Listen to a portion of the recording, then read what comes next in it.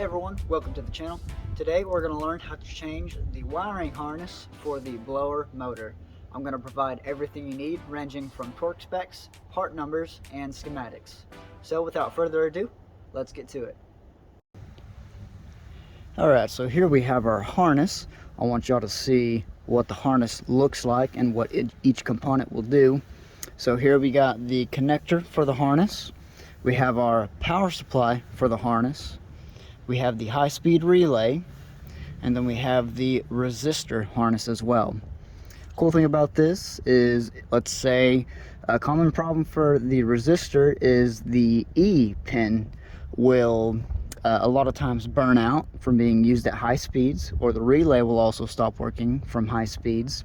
Instead of having to go through and splice the wires, you can just replace the whole harness, which a lot of people do not know about.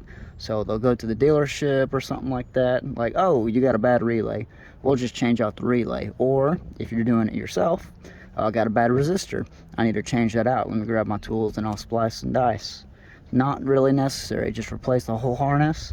And if there's any more issues involving either the resistor or the relay with the high speeds, it'll help change that, fix that. Okay, so to start off, we'll need to remove this insulator panel. To do this, we need to remove two things: this 7mm bolt and this retainer clip. When torquing this bolt, you will need 18 inch-pounds of torque.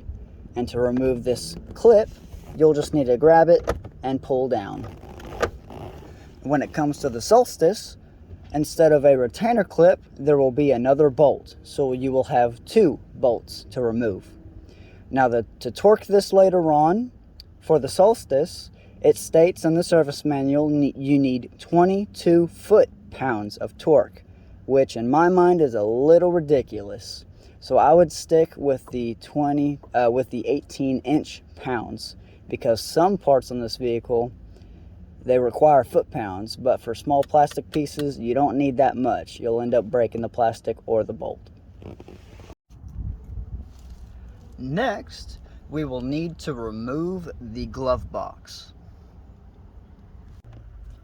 With the glove box open, we'll notice on the right side a little hinge or dampener. This keeps the glove box from slamming open. We'll need to unhook this and set this to the side. To disengage this, you'll need to take this, push down, and pull out. Just be careful not to let go, or it'll get lost inside your glove box, and you'll need to retrieve it.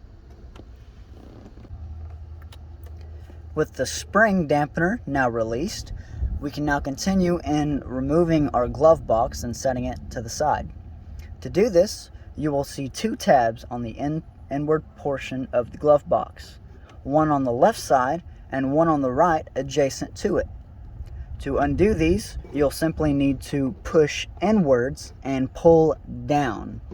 And this may take much force, but still, do be careful in doing this. Alright, now with our glove box moved slightly out of the way, some might prefer to completely remove their glove box. To do this, there will be two rods or hinges holding it in place. To remove these, you just simply need to take them and kind of push them out of the way. And once those two rods are removed, the glove box can be completely freed. Alright, so next we're going to remove the harness. To do this, we'll need to remove 4 connection points. To start, we'll begin with the power supply for the blower motor. This can be found on the right side. And to remove this, there's a little tab here that you'll push in. You'll just push that in and pull to remove that harness. So the next harness we'll release will be the high-speed relay. And to remove this harness, these two tabs here will need to be pulled in order to disengage the tabs. The next harness to release will be the resistor harness. It will be this orange one here.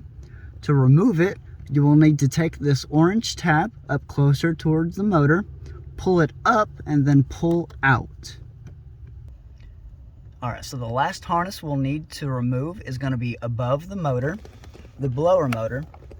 It's not going to be this smaller harness here, it'll be the bigger harness behind it. So to remove this, there's going to be a little tab up top, right here. To remove it, you'll push down on that tab and then pull, and that will disengage the harness. Once that one is removed, you can remove the whole harness assembly and replace it, which is just plug and play, and you're pretty much done with the replacement there. Just reverse the order in which you took everything off, put everything on, make sure everything is operational, and test your HVAC system as necessary. And once that's all done, you have completed removing your harness assembly. One last bit of information here. As you can see, the harness has a little locking piece here that holds onto the HVAC case. Now this is going to be a little bit of a pain when removing the harness. One thing that'll make this easy is this locking piece has a tab here, as you can see right there. To remove this, just push that tab down and this will slide out the back. And that will be much easier to remove this harness than trying to remove this whole piece here and squeeze the nose and whatnot. So just use that bit of information to help release this harness. Hey, thanks for checking out the video. I hope it helped y'all out. I will see y'all next time, and until then, y'all take care.